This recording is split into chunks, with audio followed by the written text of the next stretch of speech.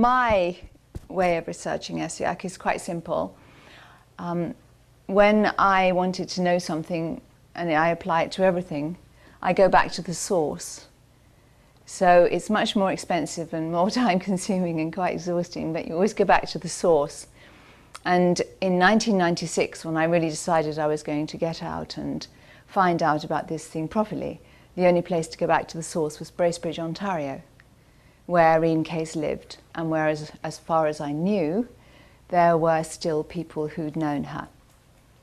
And as it happened, I made contact with Sheila Snow in 1995, and I suppose because I was running an Essiac charity, it gave me a sort of foot in. So she invited me to her home in '96, and I first went in October '96.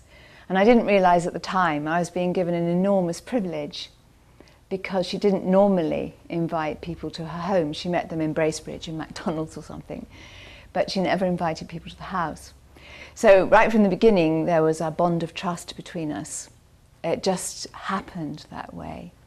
And then, of course, she was in daily contact with Mary Macpherson, the only other person who'd actually worked with Rene Caisse. Sheila Snow and Mary Macpherson worked with Rene Caisse. So I was taken by Sheila to meet Mary Macpherson. And Sheila and Mary communicated every day, either by telephone or visiting. And so obviously in all the times I visited, I was taken to meet Mary at the same time, and Mary very much expected to be met. So it was very interesting because there was a great bond of trust between Mary and Sheila.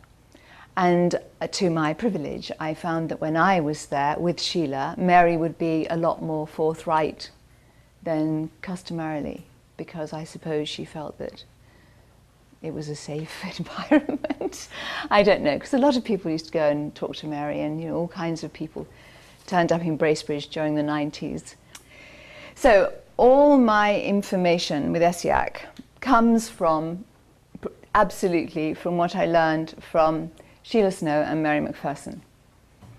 And after Rene's death, Sheila Snow began to collect, or even before Rene died, she began to collect papers, copies of Rene's papers, the papers that Rene let her copy. And she began to collect the archive. And Mary Macpherson obviously had quite a body of material, which she handed on to Sheila. And I've inherited all of it. So everything in our books, and the whole basis of all the work and research has been precisely from that archive and nowhere else. And I've disciplined myself to that. And I've obviously I ran a charity for 9 years that was dedicated wholly to distributing Essiac in England, the Clouds Trust. And you learn a lot when you do a cancer helpline for 9 years, and you're working with the herbs and you're harvesting the sheep sorrel. We used to harvest 500 pounds wet weight of sheep sorrel every summer. And then the root, obviously less of that, in the autumn, or the fall, should I say. And so you build up a body of experience that way. And after I left Clouds Trust, because I always believe that if you start something, you should leave and allow other people to develop these things, which is what I'm doing now. I continued to grow the herbs, because where I live, the herbs will grow. Amongst volcanoes, sheep sorrel thrives, and even very old ones. And so I've continued to grow the herbs. And some of the people I'd known during the days of Clouds Trust, who had been given very tough prognoses. They were technically very, very, very, very sick. Continued to stay alive. and some of them got my telephone number, and we continued to work together for however many years it took. And some of them are still alive now. And so it was working with them, especially there were some who they were more adventurous than other people. And I'm thinking particularly of two that used to come to the seminars, two guys, English. They were both ex-bodybuilders. They were seriously just cool guys. and one was a fisherman, and one, I forget what he'd done.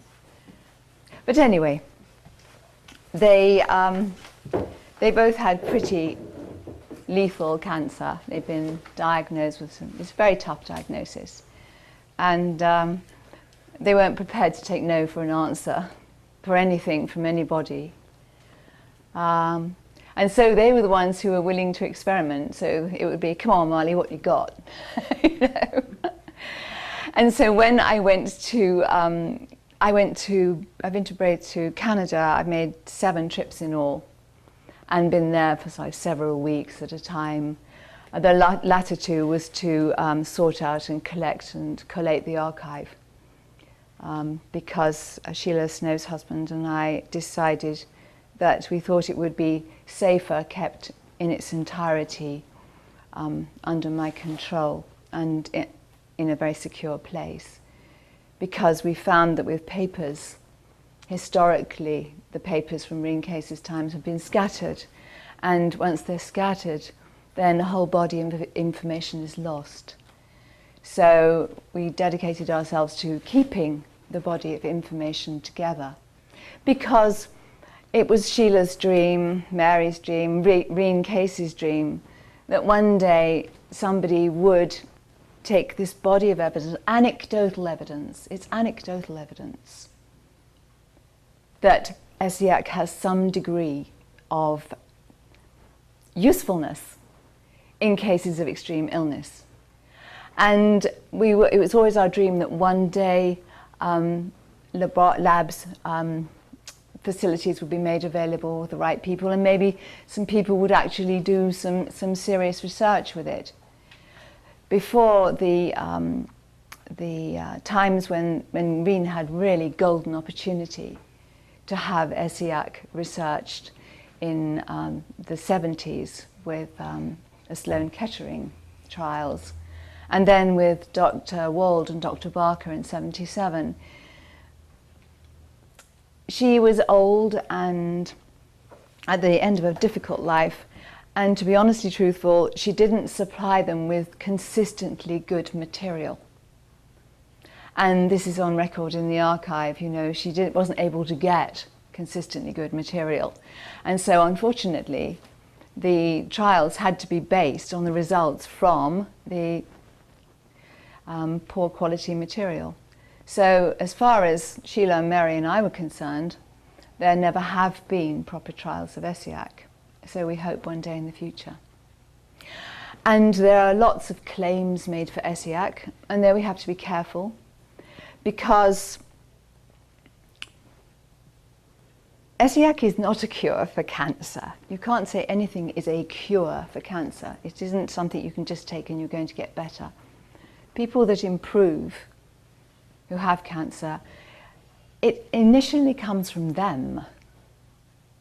You know, there are many, many, many reasons why people get better who have a very tough diagnosis. And the most important reason is the will and resolution of the person who's sick. You can do an awful lot just with your own power. Essiac began in 1890 as a formula from a Native American medicine man in northern Ontario. And he made the unusual decision not only to treat, you know, a white woman. He approached her. He said, I know you have breast cancer, I can cure you. But he also gave her the formula and told her how to make it. Now, I've always thought that was a very curious thing to do, because if you think 1890, when historically there was a great deal of difference between the Native Americans and the white people as to who had what in the way of land and whatever. And I think that was an extraordinarily generous offer. I don't know if any of you have anything to say about that. And you know your history better than I do. But to me, I always thought that was incredibly important, that he'd made this offer. He'd given it to this woman, an English woman. I asked Sheila Snow one day in year 2000, what was her real name? Did Rene ever tell you? And Sheila said, She was Mrs. Johnson or Mrs. Johnston. So in the books, I decided to use Johnson because it was more common. And also, my great-grandfather was Johnson, and he was a miner, so I thought it was quite good. So I thought, okay, she can be Mrs. Johnson. So he gave her the formula, and she used it, and her breast cancer went into apparently permanent remission. And 30 years later, when Rene Caisse was the head nurse in the Sisters of Providence Hospital in Haileybury, she noticed the lady was being bathed, and she noticed there was a lot of scarring to her breast. And that would be very typical of a post-cancerous condition, because obviously cancer destroys tissue. And when it goes, you can't actually replace the tissue. And so she asked, what happened to your breast? And the lady told her this story. And she also wrote down the formula for her and how to make it. And then Rene Caisse did nothing with it for 2 more years. This was in 1922 when she met her. And then in 1924, her aunt, Marisa Potvin, got ill with liver cancer, I believe. And that she was the first patient, Rene's first patient. And Dr. Fisher was monitoring the case, and he made continual examinations. And the tumour mass, as the lady drank the tea, and she was taking the 8-herb formula then, the original 8-herb formula, the tumour mass over a period of a couple of months began to soften, and she was able to eat and come back to a normal life. And I think she lived for 24 years after that. I can't remember my own book. So then the doctors became very excited and asked Rene to try out this Native American remedy on other people who were equally dreadfully sick. And it was Dr. Fisher who suggested that Rene experiment with the herbs and see if there was one that could be injected, because obviously an injectable therapy works faster than just oral, just a drink. And she set up her laboratory in her mother's basement in Toronto, and she was given a supply of mice for research. She made up decoctions of all the 8 herbs and began to experiment with them, and she injected them all, and she found that sheep sorrel was the one that could be injected without the patient going into anaphylactic shock. So from here, she developed the sheep sorrel injections, which she used during the 1930s in the Bracebridge Clinic. And as far as I know, Mary Macpherson and I were the only people that have actually had that injection. Mary never talked about it. But I had the opportunity to have this injection in 2003. It was sterile, properly done. I didn't make it up in the kitchen sink and get someone to inject me. It was actually put together under lab conditions. And so I persuaded a friend of mine who was a senior nurse to inject me with the sheep sorrel in the upper deltoid muscle. And it was one of the worst injections I've ever had in my life, and I've had some pretty bad ones. But it's so acidic because it's pH 4.5, and as it went in, it put the muscles into immediate spasm up into my neck and into my head, down the arm. And as she got halfway through injecting it, I did chicken out and said, "That's enough, just take it out." And reading the Cancer Commission hearings, the reports, if you read what the patients say in their testimonies, you can see that, they were desperate to have the clinic remain open, because it was their lifeline, basically, in the 1930s. Some of them were doing very, very well. You can see that it wasn't an easy thing to have. And you had intense soreness on the point of injection. And for an hour afterwards, it was incredibly painful. And I couldn't have driven a car straight afterwards. It was incredibly painful. And the spasms took an hour to actually go down. So Mary was always afraid that if we brought the information about the injections into the public domain, people would go and try them. So when I said we've got to let people know, I mean, it was wrong to just stick to the 4 herbs when all the archive evidence said there were more than 4 herbs that Rheum used. So I had the injection simply to find out what it was about, and also to discourage people from making it up in the kitchen sink and injecting themselves. There is no way you would do that. But I understand desperation, because obviously my husband died of cancer, and we had a pretty intensive route. We had a brain tumor. He was a Vietnam veteran, and he'd been shot in the head. He was in the Marine Corps, American. And he died eventually of the brain tumor, but he had a pretty amazing life with it. We traveled it. We decided we weren't going to stay in hospital and go into hospices, that we were going to take that brain tumor on the road, and so we did. With a wheelchair we got from the VA, you could turn on a sixpence. It was brilliant. And it all came apart, so you could get it in cars, boats and planes without any problems, and we did. Because how Essiac has evolved is, it won't go away. There is an enormous amount of anecdotal evidence. It is basically a modern folk remedy. In the beginning it was made by the people for the people. And that's really what it has remained. It is something that we can use that will make us feel better. I haven't really known anybody who hasn't felt better taking Essiac, unless of course they're drinking an awful lot of alcohol, and then it makes them throw up. That's been time after time. Come on the helpline, you know, oh, you know, I'm being really sick. Well, how much did you drink last night, darling? Oh, well. So it kind of gives it away. But the reason why we need to have it still available, and in fact, it's really easy. You can't stop anyone from picking a weed and turning it into a tea. And Essiac is based primarily on 2 common weeds, sheep sorrel and burdock. They grow everywhere.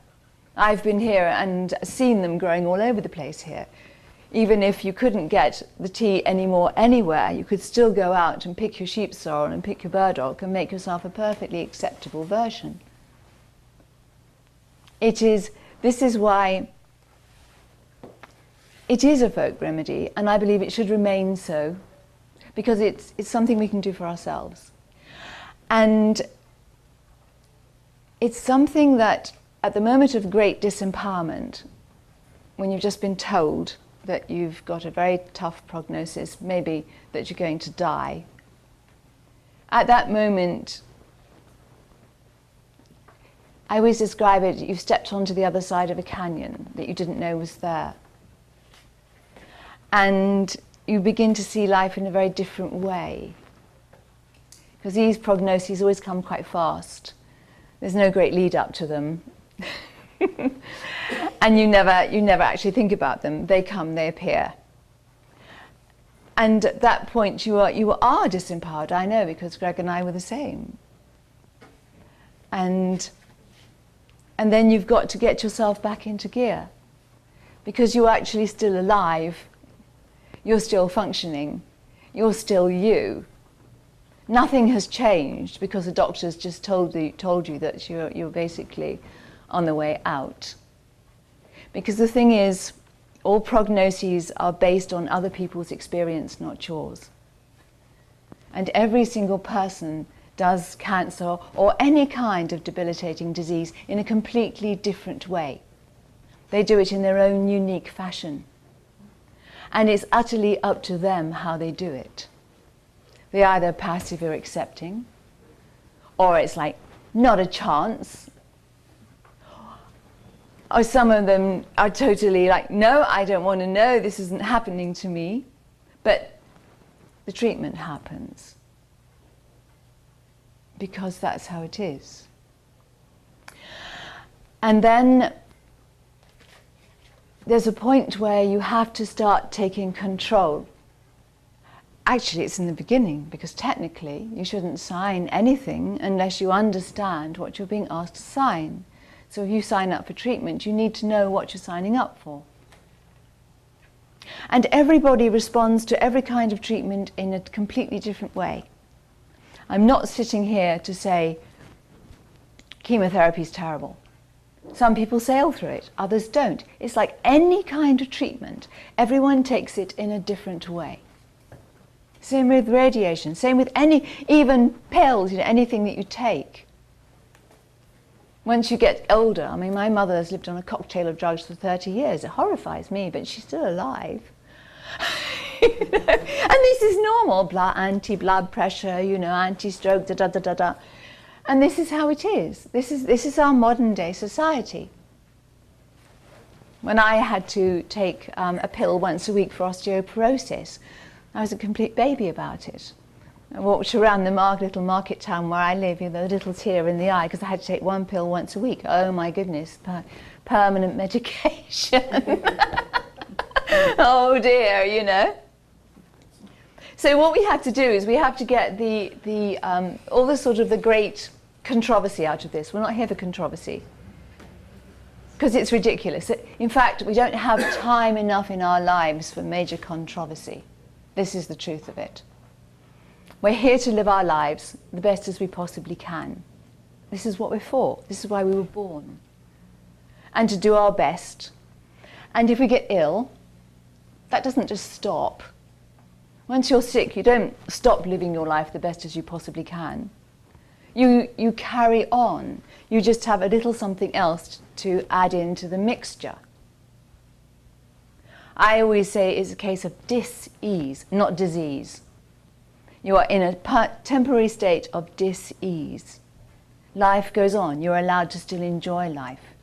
Heavens above, Gregory and I had this grade 4 glioblastoma multiforme to deal with.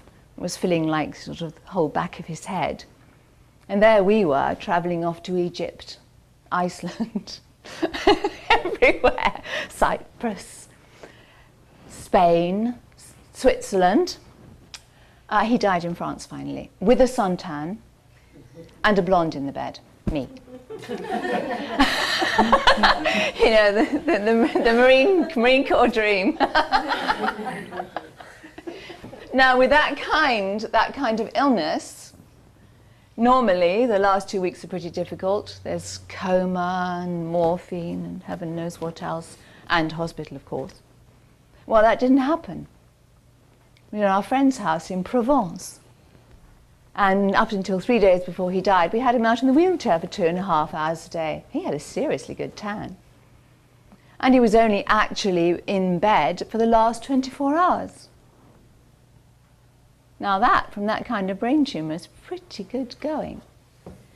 And we come away from the VA hospital in Richmond with a bag of drugs this big. Because when you have a brain tumour, you can't do without steroid, by the very nature of the thing. It's contained, and there's going to be a lot of pain with pressure inside the head. So we had our steroid, and he had a pretty big dose of steroid. But we had our Essiac. This is how we got into Essiac. And he didn't have any of the majorly bad side effects with steroid that you normally get. Not at all. Of course, his face puffed up, but that was okay. He didn't get any problems with the pancreas. He didn't get ulcers. He was just fine. And he said to me before he died that he thought Essiac was a worthy vocation and that I ought to follow it up and find out what it was really about. And so that stayed in my head. So he had 5.5 months more than the limit of the extension of prognosis and had a great time. I got pictures of him in Monaco, looking at the yacht base and in March. He died in May, suntanned, not in the wheelchair. And we must be the only people that took a brain tumour to the Great Pyramid. We left the wheelchair outside with the camels, and down that passage we went, and it was just freaky because it's a long passage. You have to bend down. There's no light. There's a light either end. And so I was hanging on to his jeans, to his belt, you know, because he was pretty wobbly because the brain tumour was at the back. And off down this wretched passage we went. And when we got to the end, there was this rather large Egyptian man, and he looked at Greg and thought Greg looked a little bit tired, so he lifted up, whatever it's called, those things, and was flapping at him like this. And there was nothing in this pyramid at all. It was just blank. So Gregory said, I think we're going to get out of here, Marley. So we turned around, went back out. So we took this major brain tumour into the pyramids because I said, something we have to do, Gregory, let's do it. So you see, we had maybe a little bit of a different attitude to this cancer once we got over the shock. But you have to get over the shock. And in my experience with all the people I talked to, it was about 2 months. 2 months before they started to kick back into gear and think, hey, this is my life here. But 2 months is a long time. And you go through quite a lot in 2 months. So the value of Essiac, in my view, is that it's here. It can't be patented. You can't patent the stuff. You can patent the name, as has been, but you can't patent a weed. In order to patent something, you've got to produce something that's consistently the same all the time, chemically, immeasurably. And of course, herbs change with the seasons. So you can't patent Essiac. Therefore, you can't restrict it in such a way. And when people can go out and pick it out in their backyards, then it's the folk remedy. It's ours. And we have the right to use it. It's okay. It's not a problem. It's wrong and negative thinking to get into an us and them mind state. The medical profession and everybody else. Because everybody's got their value, and you have to see that. Greg and I, we were in the VA hospital in Richmond, Virginia, and I was camping in there for 3 weeks. That was a big education for me, because before I came to America, I didn't even know what the VA was. It was a word in a Bruce Springsteen song, as far as I knew. But I was really conscious that everybody went out of their way to help us with what they had. And I think that has to be valued. So we have the 21st century.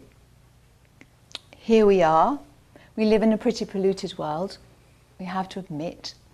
We eat some pretty amazing junk, and our bodies can only take so much, and that's if we get ill, well, it is an outcome of how things are. And it is our responsibility, if you like, to realize that there is no defeat. There is no defeat in being ill, in being sick. One day we all have to die, but let's do it well, and in our own time and in our own way. And if a decoction made out of a few common weeds is going to help us, then let's do it well. Don't let's just accept any old version of Essiac. Let's try and get the right one. Let's try and get the best herbs. And above all, when we take our Essiac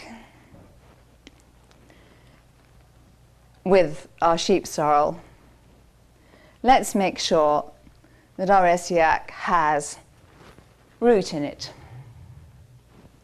Sheep sorrel root.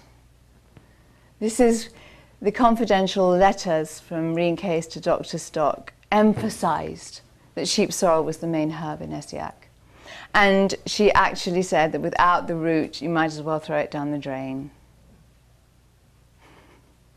And the root has 4 extra constituents. The name at the moment entirely escapes me, but that's okay because you can read it in the books because I've listed it there. The root is the most potent. And I've come to believe, actually, that the original Native American formula was all roots and bark. There were no leaves. Simply because I've lived as a nomad, a rather sort of more sophisticated one than going around with a tent. But part of grief means that you work it out in all various ways. So I've lived in a semi-homeless condition. I've also worked on the land, running a big estate in England for 10 years. And I know what it is to harvest, prepare for winter, to harvest herbs and hay and food. I live in a place where we get very, very cold winters. We spend the summer preparing for winter. So I know that when you're traveling around, as a Native American would have been at that time, the easiest thing to travel around are roots. They don't rot, they're easy to dry, and they're the quickest and handiest. And I truly believe that originally Essiac was all roots and bark. And for the couple of people that I make it up for, myself, because there's only 2 people in me, there's the luxury of making it up in that way, and it's quite interesting to see the difference. Commercially, it will be almost impossible to do right now. The root is highly labor intensive to harvest. It would make it quite expensive. And you have to be very careful how you do it, because you have to make sure the plant continues. You can't just go ripping up roots all over the place. Even though this plant, you can leave one root in and it'll come popping up again. So that's why it's called a pernicious weed. That means in most countries you've got to eradicate it. So that's quite interesting that this is one that in a lot of countries it's the list to knock out because you can't get rid of it. But this is what you're aiming for. I mean, I personally wouldn't use it without the root, because I've seen it's a much more potent mix.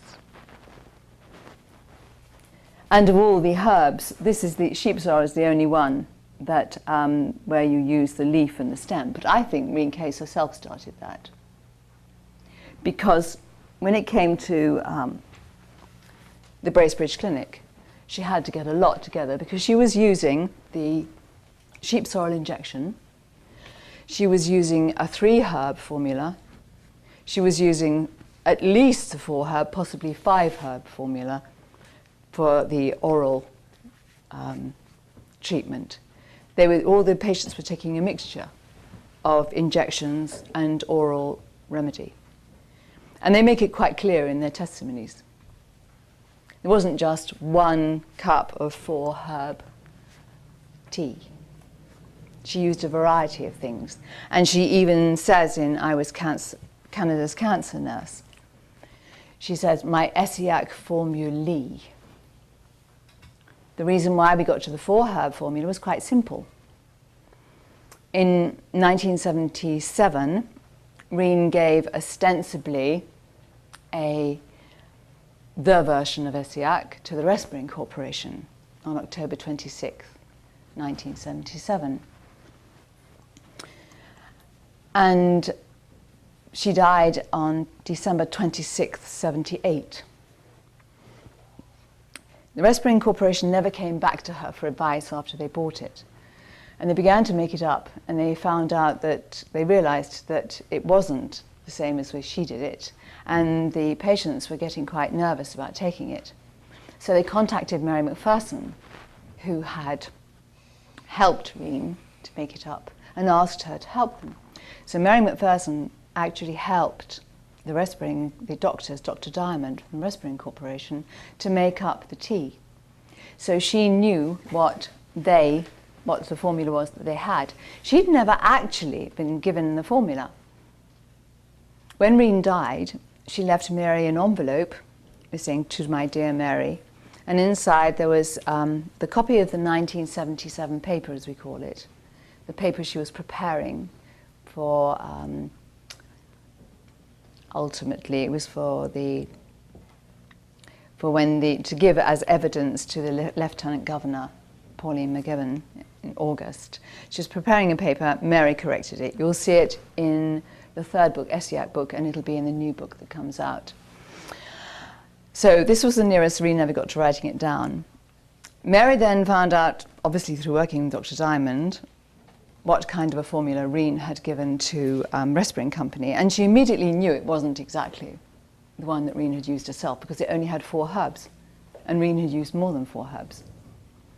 And then in 1988, when Gary Glum brought out his version of the formula, again there were 4 herbs, and it was very similar to the formula that the Respring Company had had. And so Mary decided that she would go with the flow, and in order not to confuse the general public, that's a quote, she would go with the 4 herb formula. And that's what she made very successfully for people, carrying on. She took over from where Rene left off.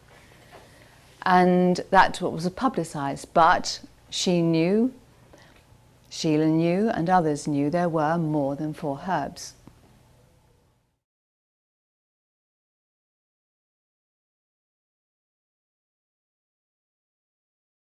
The seed is best planted in August or September. It falls in August. And so if you're living in a suitably, well, I don't live in a mild climate, but in a mild climate you can plant it in August, September, and you'll see it starts to shoot quite quickly. Otherwise, you wait until the spring, and you can plant it in March or April, depending where you live, and it will start to grow quite quickly. You can also transplant seedlings in March or April. And then I did this spring because I made some new beds for my sheep sorrel. I've got a mountain garden, and in my garden, it's a small garden, so there's raised beds. And they're made out of volcanic stone and cement, because I like mixing cement. And so we have all these little microclimates in my garden. And sheep sorrel's got its own microclimate. And I made it so that the bed is the same height of wall either side, so that when it rains, and we get quite huge storms in the mountains where I live, you can get deluges of rain. And the bed is completely soaked, and the water goes in evenly all the way around. And then I planted the bed with small seedlings in April, and by the time it got to June, the sheep sorrel was like this high and flowering. Because I don't actually harvest the aerial parts of the plant anymore, I left it to go to seed in this instance. But you would normally start to harvest in May. So you start to harvest just so you wait until the stems have got a good length, and then you'll see the flower buds begin to form. And before they break open, that's when you harvest. That's its most potent time. So you can normally take, in my experience, harvesting in England and France, you could normally expect 3 cuttings. So you would take in May, about mid-May, depending on the spring, whether it's late or it's cold spring or whatever. Midway May, and then another cutting in June, because it comes up again very quickly. And you can normally take a 3rd cutting in July, in the first half of July. You don't want to go after about July the 14th. So you've got quite a good harvest from one small bed. Then you let it's cut right down, it won't grow up much more. And of course it won't, if you're going for seed, if you cut it you won't get any seed, logic speaking. But then when you want root, you harvest just before the frosts really freeze the ground to tarmac, because you won't get anything up then. You would harvest like around November, beginning of November, depending on your climate. Wait until there's been a frost, but before the ground starts to freeze. You can also harvest in March, before the flush of leaves begins. So you can take root both times. And I find the value of having a raised bed, is that the root is attracted to the warmth of the stone. So how I harvest is to harvest the root from around the edge of the bed and then take a strip up the middle, and then it will all grow out again. So it will fill in very quickly. When sheep sorrel's happy, you can't stop it growing. And then you would dry it. You can either dry it in a dehydrator, or else you can do it like Rene Caisse, you can spread it out on sheets. She used to spread it out on sheets on the floor in her back room, and then turn it every day until it dried. I've tried it all, and you can hang it up in bunches. As long as you keep it out of the light when it's drying, you want to keep it as dark as possible. And you don't want it so hot that it's going to bake. You just need it warm, reasonably, just mildly warm, dry. Dry is important, obviously, no damp, no mould. It can't be anywhere mouldy. And until it dries out, and you know when it's dry, because it'll obviously crackle like a biscuit when you break it. And there will be your sample. And then the root is best coarsely ground, not powdered. It's just better that way. So because if you over process a plant, when you grind a plant in a grinder, it gets very hot. We all know that, surely, if you ground dry material. If you keep on grinding, should have bought the grinder, or we could have sacrificed something and they could have seen. It can get really, really hot. And when it gets hot, that's actually quite damaging to plant material. So the idea is to get it as small as possible, as fast as possible, and as cool as possible. So I always favoured coarse grinding, and actually Rene Caisse did the same. But then when you've got a big commercial venture, then it's a completely different ballgame, because you're trying to supply a lot of people as fast as possible. And when you're buying your sheep sorrel, often it's ground to powder. And you've got to make the best of what you can get. So there's like two different sides. When you're supplying yourself and growing for yourself, you can really take it to its fine pernickety end. When you've got to buy commercially, you've got to rely on your nose and your taste and your common sense as to whether you're getting a good sample, and your eyes. And you soon begin to learn. And of course, you know, by how you feel when you take it. That's pretty important as well. So has anyone got any questions about harvesting sheep sorrel? How many plants does it take for X number of whatever, cups of tea or whatever? In the book, on the first book, and also in the one that's coming out in the spring, because I've done a compilation book of all three, and written in American. It's a bit like writing in Chinese for me sometimes, but you will be able to understand this one totally, I swear. I did a test. In fact, if you just had probably 3 of these pots, you could actually supply yourself for a year. Yeah, 3 pots just like that. And if you were careful how you harvested and you were just doing it for you, you would have enough sheep sorrel for your tea, root included.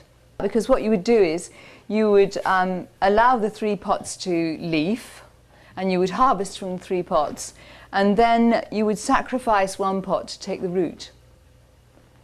And then you would, the next year, you would put your lime-free earth, lime-free, compost into the pot, and you would transplant from your other 2 pots.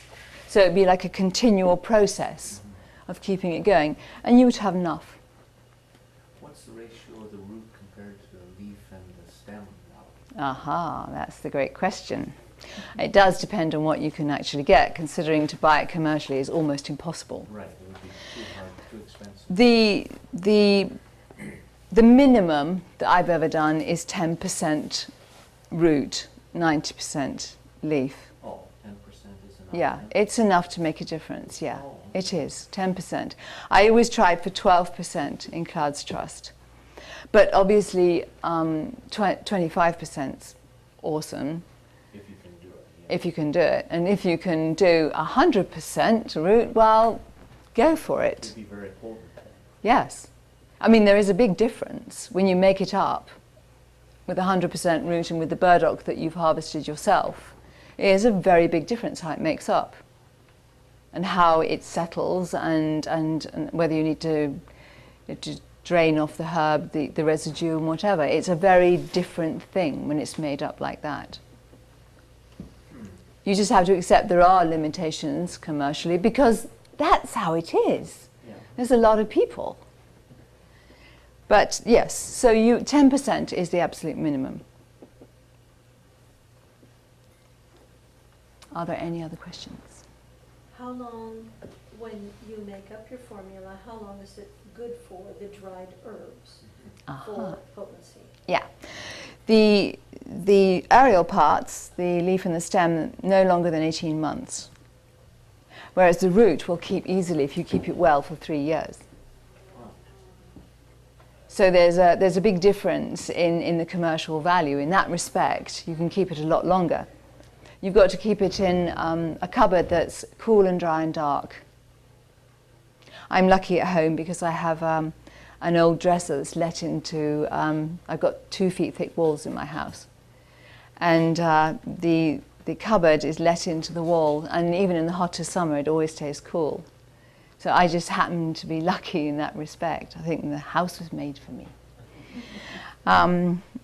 But you know, that's how it is. And also, if you were the Native American Indian traveling, so much easier to keep root rather than, you know, the aerial parts of a herb they're much more difficult to dry out. They can go away to nothing, or they can rot, and they're more bulky.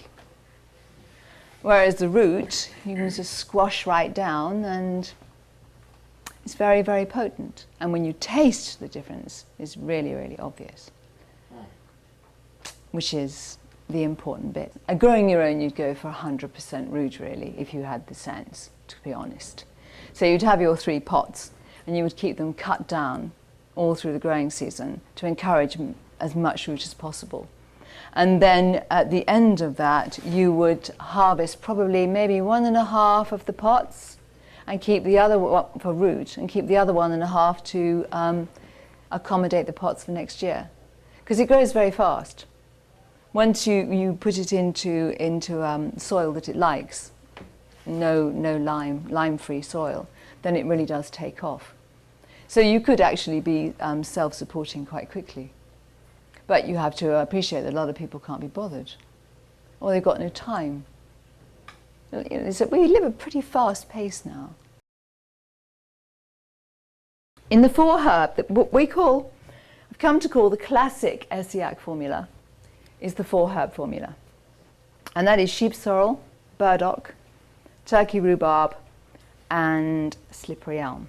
And that is the classic Essiac formula.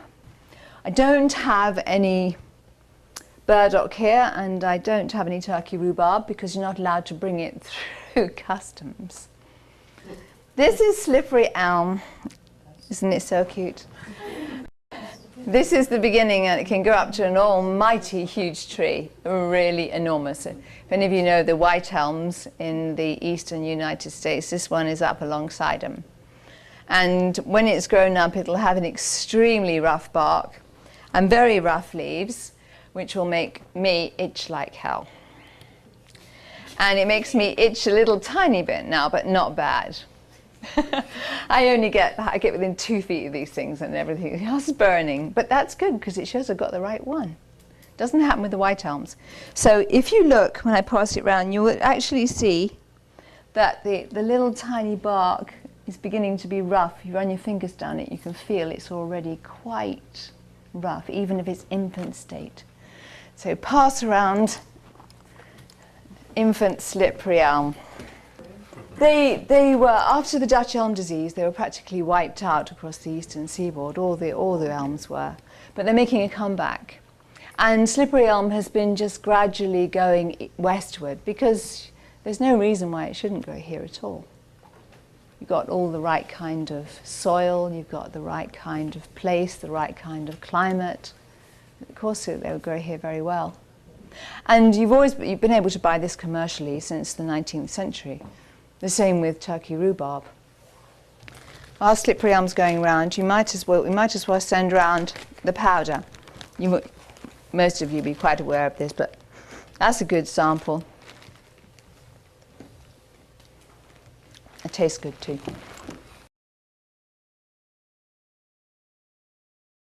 It begins to lose potency, like all things. I mean, Rene, she made a whole lot of ampules of the sheep sorrel solution to inject. And she kept them for 20 years. 20? Yeah, and she expected them to be still as potent as when she, well, of course not. And this is what she sent to Dr. Stock at Sloan Kettering for the trials. You know, she sent these 20-year-old. They're never going to be so good. Bless her. But I actually think that for the sheep sorrel injections, she used the root, nothing else. She didn't use whole herb. She used root in those injections. Just by reading some of the notes in the archive, and how she was in herself. Yeah, when you're harvesting the bark off the tree, is there any portion of the tree that you shouldn't harvest off it? The trunk, because you kill it.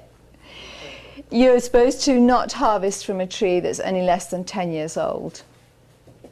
Then you would take a limb of the tree. This is how I understand. I've never actually seen it harvested, but from what I have read and understood, then you take a limb of the tree so that you keep the tree living.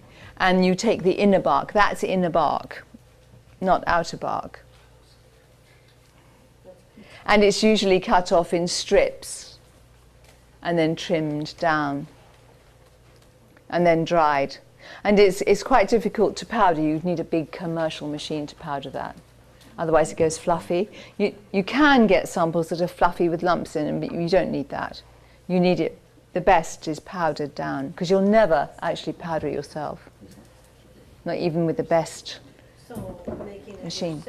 If you had a slippery elm tree in your garden and it was just for you, and it was more than 10 years old, then, on the chair, then, I mean, if it was me, I would then select an appropriately large branch, apologise profusely to the tree and cut it. And then take off the little twigs, and I would peel off that. You'd have to do it immediately. You couldn't just dry it out and wait. Because of the way tree bark works, you'd need to peel it all off, get down to the inner part of it. And then apparently you pull it off, you take it off in strips and dry it in strips and hang it up in strips. And then you need a really powerful machine to grind it to powder, which probably you can't buy as a domestic thing. How they used to do it, I think, in the old days was to sort of cut it and shred it with fingers or between stones. That's what I think, but I couldn't be sure, because I haven't actually had to go out and do it with stones. I've always bought that. Because the slippery elm trees are few and far between over in Europe. It's not native. And you would get the odd one or two in an ornamental garden, but that's all. I think there's all of about 2 in England. The next one, the next important weed of the classic 4 herb is burdock. And this can grow to a plant this high, big leaves this long, and it has the classic burrs. And sometimes they take a while to establish, but once they establish in your garden, they're always there.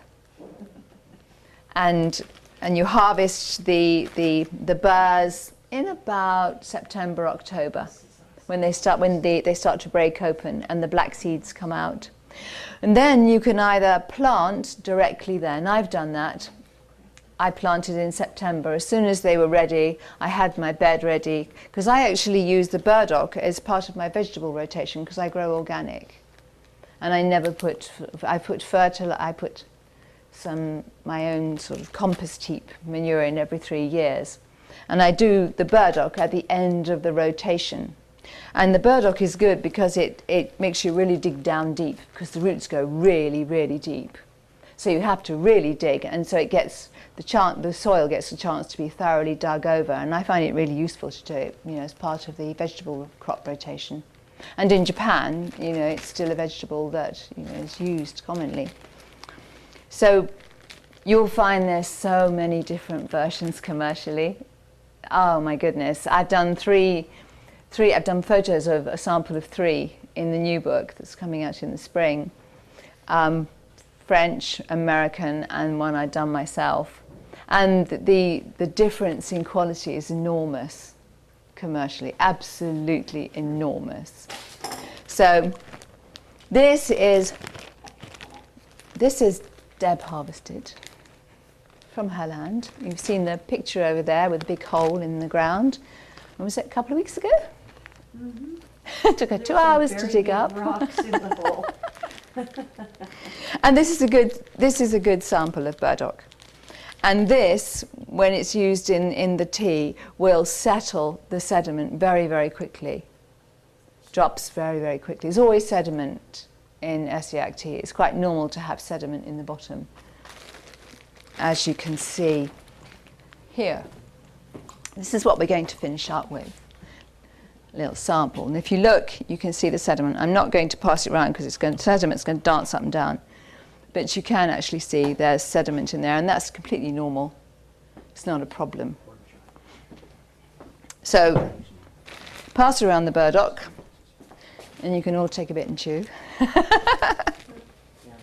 When you get them commercially, you open the bag and look, because there is a huge variety, and you're not going to be fobbed off with a load of dust and something that doesn't smell so good. And also, you've got to look out for little creatures.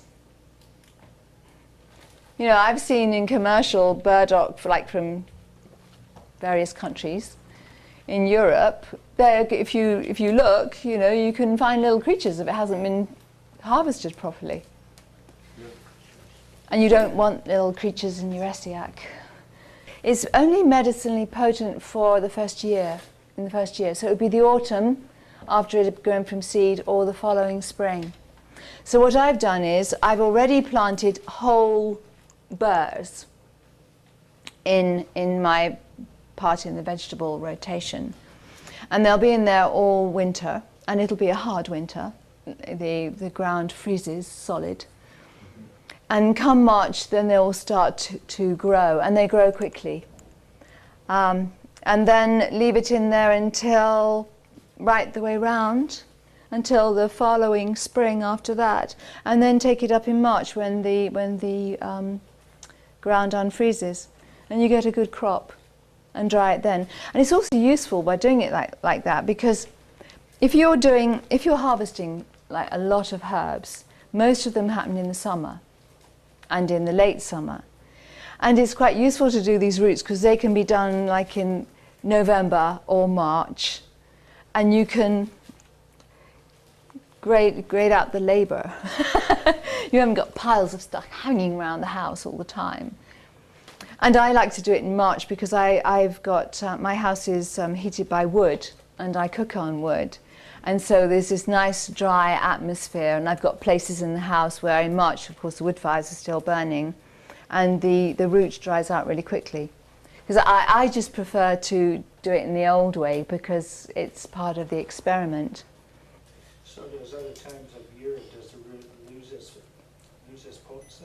Well, plants are doing different things during the year when they're growing, and they always say the most potent time is with burdock is just before it starts into growth or at the end. Because if you're harvesting root, you want to concentrate on taking it when the aerial parts are dying down, so all the energy's gone down into the root. Oh, yes. Do you understand? So, say with bark, you would harvest when the sap was running, I think, because then it's more potent because the energy is rising up through the tree. It's just a question of thinking in terms of energy. Because Essiac itself has its own energy. I've noticed this very strongly.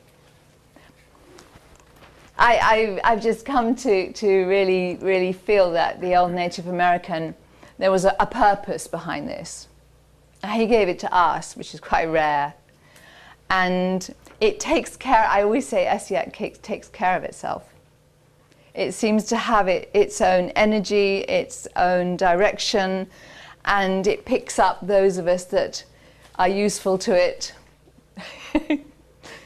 uses us, and then goes on to the next one. And this seems to be, it's developing into a pattern, right from first Mrs. Johnson, Rene Caisse, Mary, Sheila, me. All of us have fought and bled for Essiac in one way or another. And it's just how it is. And it definitely, it definitely has its own energy. It's very hard to actually define without sounding like a nutcase.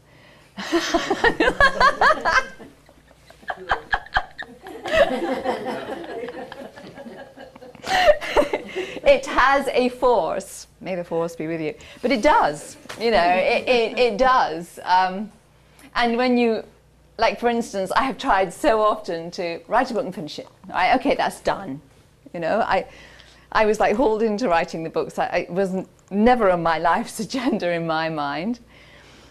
And I thought, well, the first one, good, that's done, that's fine.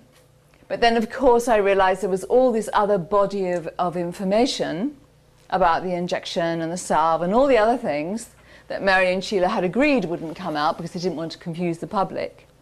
But me, being public myself, thought that, we all deserved to be confused and get the choice, to be honest. Yes!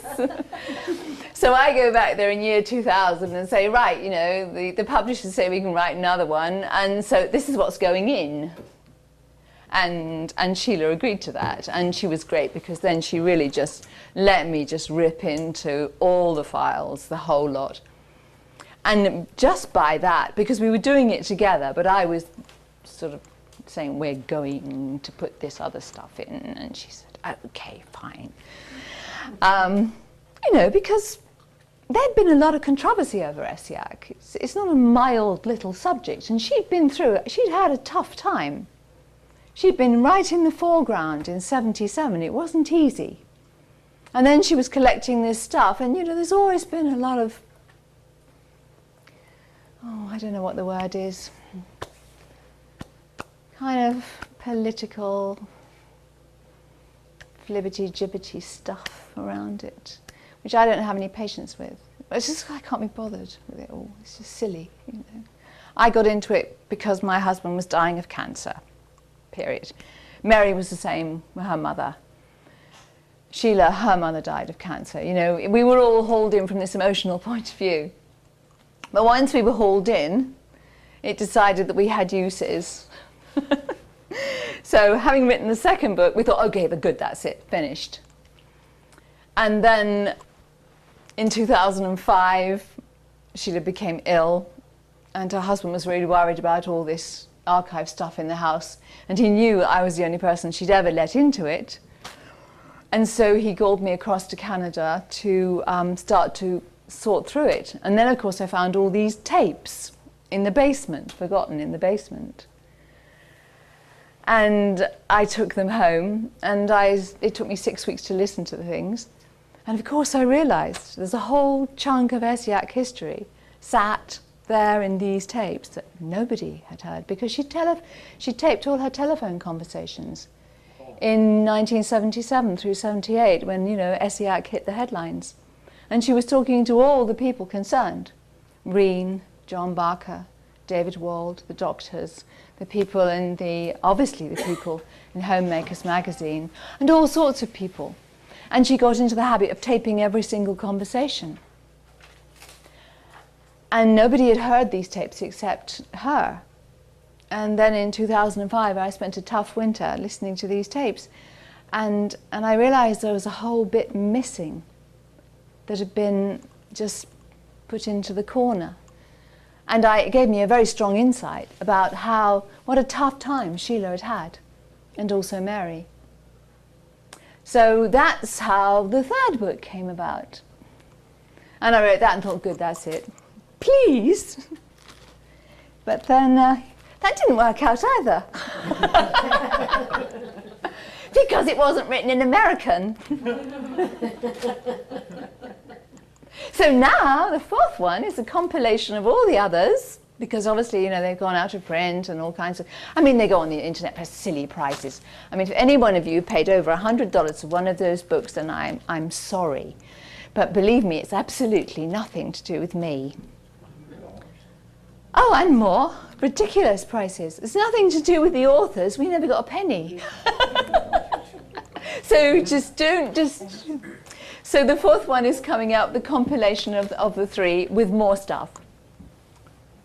And in the fourth one, I also have put how I think the original Native American one was done, with the proportions, because I've done all my experiments. So we'll talk about that in a minute.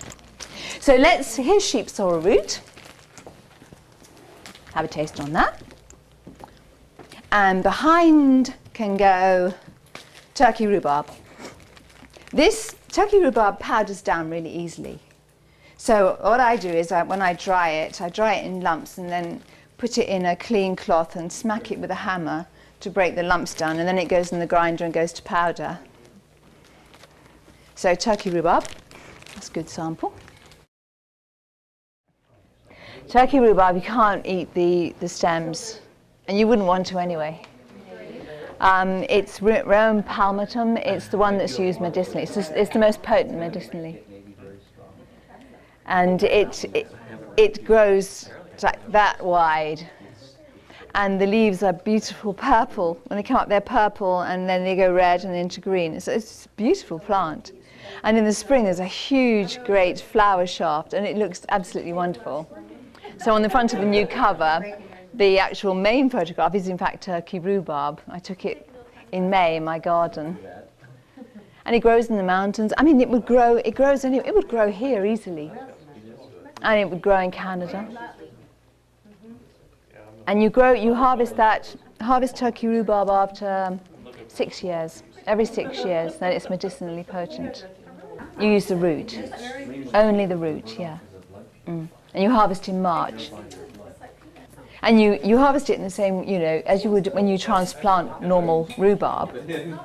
You lift it and cut it in the same way, stick your spade through it. And you keep a piece back with a piece of root with the new buds on to replant. And I always leave it out in the sun and air for 24 hours, you know, to just let it get like harden over before it goes into the ground. And then as long as it isn't in damp, soggy place, it will start growing again very quickly. And it doesn't need full sun either. It can grow in full sun or in semi-shade or in quite a lot of shade. It's fine. And I mean, one root is just enormous. So you don't need a small bit, because you only have a tiny proportion of the turkey rhubarb in the formula. You don't need much. So you could keep yourself supplied easily. You'll be fine. And until your plants are ready, it's very easy to buy commercially. Always has been in this country, right from the 19th century. Now, originally, in the original 8 herb formula, we had those 4, plus, and it's documented evidence from Rene Caisse and Mary McPherson, except for Goldthread, which is another thing. Those 4, we had sheep sorrel, burdock, slippery elm, and turkey rhubarb. Periwinkle. You might need water after you've eaten this too. Red clover. Watercress root. And goldthread. Now, the 4 there, and these 3 were listed on the famous 1977 paper written in Rene's handwriting, corrected by Mary McPherson. The 8th one was left out. And Rene never mentioned the name of it to anybody. No one knew what it was. But in 1977, in the telephone conversations, she said that she'd sent, and she told Dr. David Wald, that she'd sent for a plant from India. Now, it would not have been India rhubarb, because you get that anywhere. Goldthread has sister plants which are commonly used in India medicinally. All kinds of names. They're listed in the books. You've all got the books. Look it up. The reason why Sheila and I became 100% convinced it was Goldthread was the 8th herb was by one of those chance things that happens, but not really by chance. Essiac takes care of itself. There was a man living in the same region, well, the same, I would say village, I have no idea what you would say. Just a very small place in Canada, and the same as Sheila, up in Muskoka Lake country. And he knew that Sheila had been working with Rene Caisse, and he said, oh, you know, I used to drive my brother down to Bracebridge to the clinic in the 1930s. And one day Rene asked me if I could bring her some gold thread, because she knew that it grew where I lived. And that's the same as where Sheila lived. And he got a bag for her because he was so grateful for the treatment for his brother. And he took it down to the clinic, and there was tears in her eyes. What a wonderful gift you brought me. And this is what he told Sheila years and years later. He also said that he continued to supply her with gold thread after the clinic was closed. And so there we are, together with the evidence of the telephone calls, when she clearly said that she sent for an anonymous herb from India. This little thing has the slot as the 8th herb. And I've done quite a lot of experiments with it. It is bitter tasting, Dennis. Do you want water or cashews? It's always had the tradition of acting as a tonic or a stimulant. So if you've got a herbal remedy that's, you know, not doing a lot, put a tiny bit of this in and it'll just kick it in. And there's very good reason to believe that she used this perhaps on the people who couldn't take the injection, because there were some that didn't want the injection, couldn't take it. One patient, Lizzie Ward, said it had a very bad effect on my system, so I just took the oral remedy instead. And we know perfectly well that Rene varied. She varied the formula, she varied the dosage. So when you're on Essiac, you don't take it day in, day out, ceaselessly. You vary the dosage. Smaller doses, slightly larger doses, never more than 4 ounces a day, and that's only for 3 days at a time, about once every 3 months. In the new book, I've listed the Essiac programs that people back in England used for themselves, people who were very sick, and I've even put their names on there. They don't mind at all. So you've got Susan's and Steve's and Mike's and Pat's and Cedric's Essiac programs, and all of them were people who were very sick, and they all formulated their own way of using the 5 formulae. Some didn't. So you've got the choice between classic and then classic with sheep's oil solution, which you use sublingually. And then you've got classic with, say, Burdock tea. And then you've got classic with Essiac Gold, Burdock Gold, sheep sorrel solution. It's a complete variety. You choose which one you want, which works for you. But you always take days off. Every month you'll take a couple of days off. Why is that? Why do you take days off? To give the body a chance to just take a break from the detox and whatever. Rene Caisse used to say that if you took more than 4 ounces a day, in fact you're giving yourself too much of a blast. She recognised that there was a detoxifying process in Essiac. And she said the body can only handle so much. And it doesn't work. The more, you know, it's a bit like if you overdo with drugs, in the end you either die, or the body just doesn't respond anymore. There is a good reason to say, you know, the smaller the better, but you take 2 or 3 days off once a month, minimum. And it just gives the body a chance to take a break and then kicks back in again. And when the other book comes out, you will see that there are constant rest periods through the programs. It's divided up into weeks and then days. Because obviously we can't do the sheep sorrel injection anymore. And you wouldn't want to. You really would not want to, as it is. I mean, oh goodness me, no. It's as simple as that, no. No matter how sick, there are limits, and that's a limit. So what we did was involve the sublingual, sticking it under the tongue. So you hold it in your mouth for 30 minutes. That sounds like a heck of a tall order.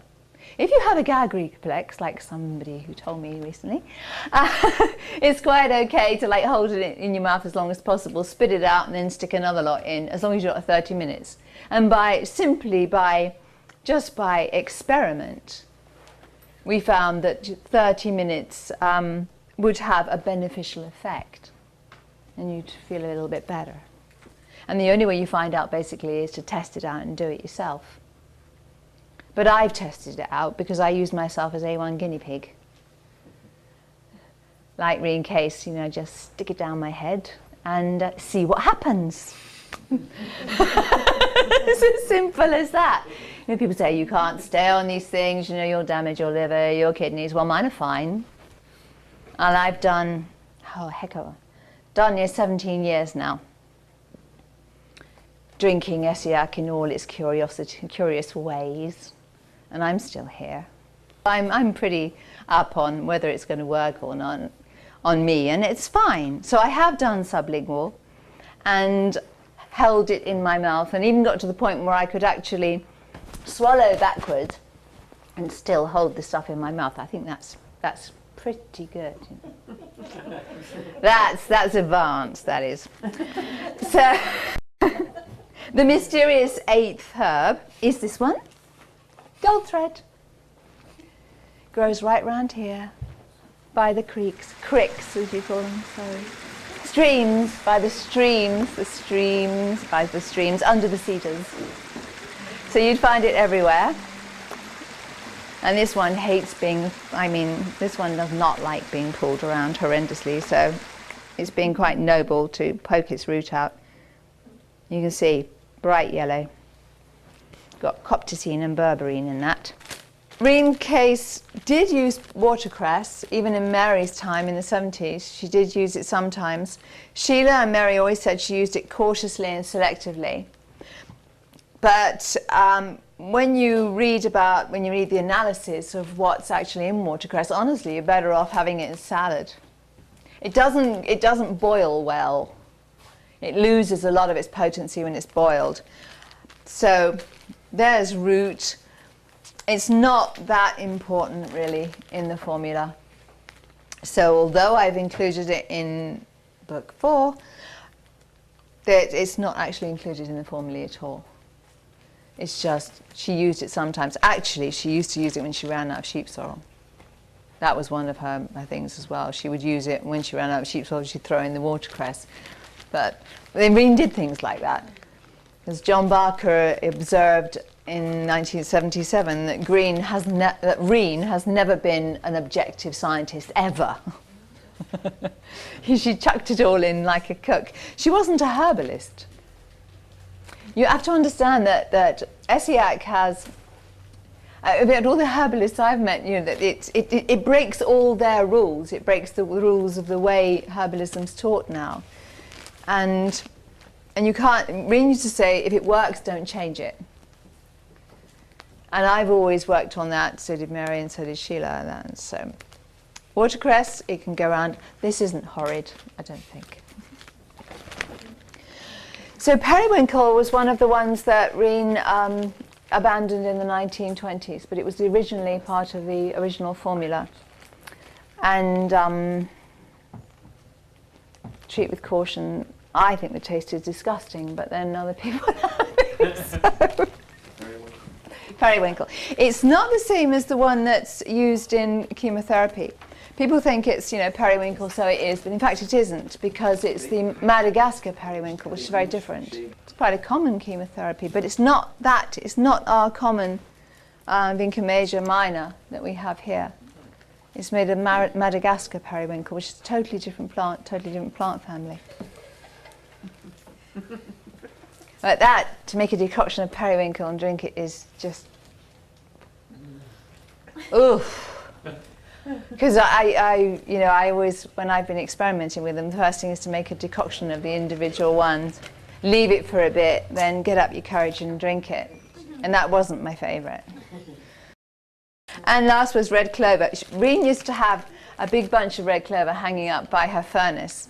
Because when people were coming to see her in 77, maybe a group would come.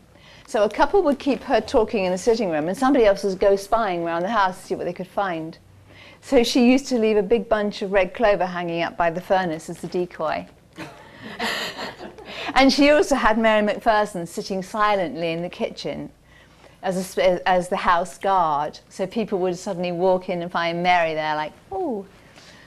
Mary was great, you know, she was house guard for most things. And Sheila didn't know at the time, but in the beginning when Sheila was going, Mary was actually in the kitchen listening, because Rene always had this backup. She never put all her eggs in one basket.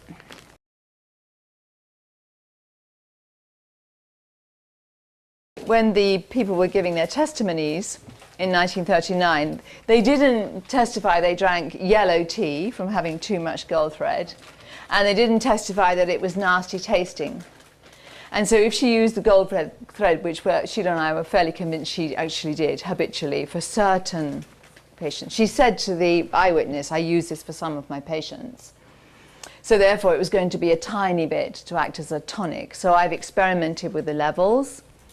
And then when I made up the original 8-herb formula, which is Appendix 4 in the new book, I experimented with the proportions. Again, it wasn't going to be horribly badly tasting, whatever. So I made it up. It was darker than the Essiac, the classic Essiac. It had a bit of an aftertaste, which obviously with the Goldthread in and periwinkle, but it wasn't too bad. It wasn't too bad.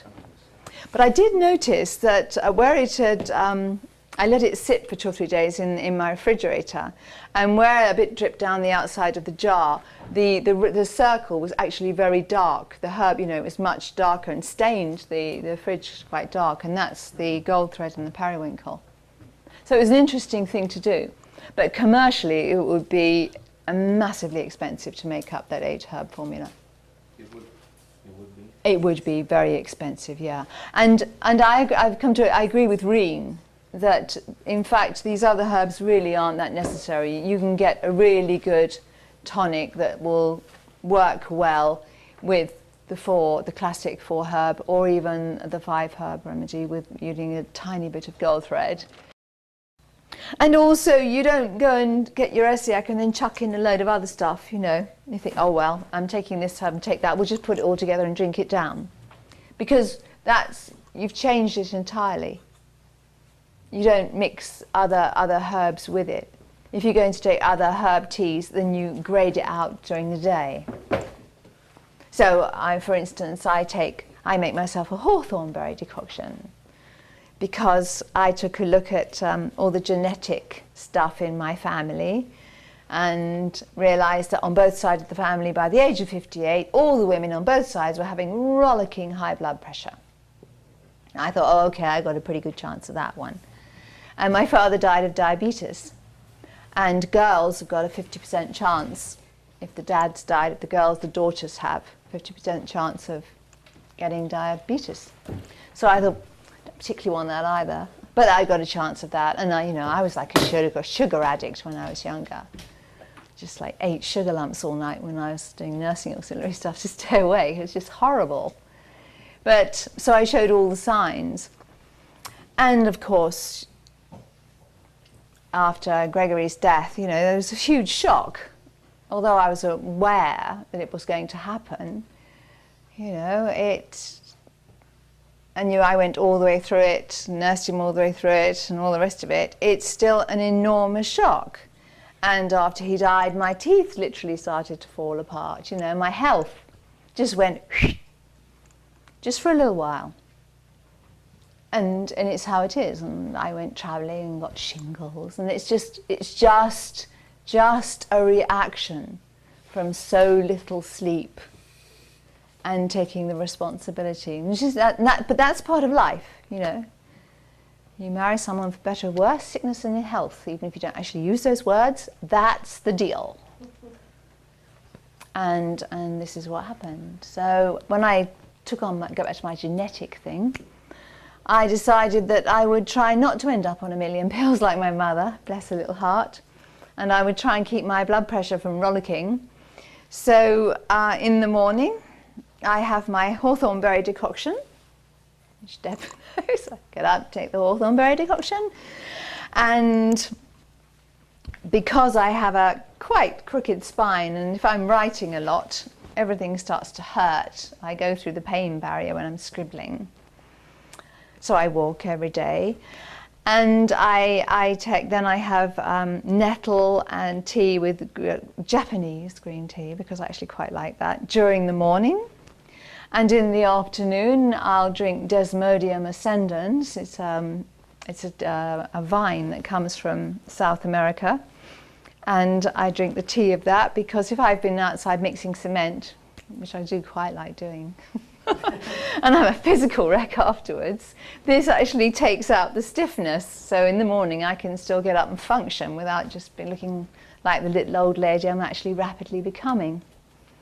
And so I have all these things during the day. The nettle gives me iron, you know, and because I don't eat meat. And I eat porridge oats twice a day because I need the calcium, and I don't do dairy because I just don't. Well, the body changes after menopause, and you have to accommodate that. So this is just me, and all my blood tests have come back fine. And my grim old doctor said, can't believe it, looking at the computer, looking at the figures, and I'm looking terribly innocent and trying not to grin. And he can't work out why my calcium levels are so good when I don't eat dairy. And he's, but you know, I could, if I was lazy, get all those decoctions, chuck them all in together and stick them down my head, and they wouldn't do me any good at all. And then the Essiacs at night. You can take Essiac in the morning, or you can take it at night. If you're on any of the Essiac programs that come out in 4th book, you can take it morning and night. But you just divorce it from the other stuff. You know, give an hour or so in between. Because it has a unique energy. Back to Essiac's unique energy. And what it is can't be monitored, and I certainly don't have the words to describe it. But I think somewhere up there, that old medicine man is just, you know, sitting around the campfire and seeing how it's doing. I always think that he gave that formula away for a good reason, especially to dangerous people like us. And maybe he had the faith that we wouldn't abuse it. Oh, well, we'd try, because that's us, isn't it? We have to try to abuse it, but actually, we wouldn't abuse it. And it is our own personal folk remedy. And we're all quite happy in this sophisticated 21st century to be taking a folk remedy, and good on us, that's what I say. It's to wellness, body, mind and heart. Good on you, I say. Yeah. So, thank you so much for coming.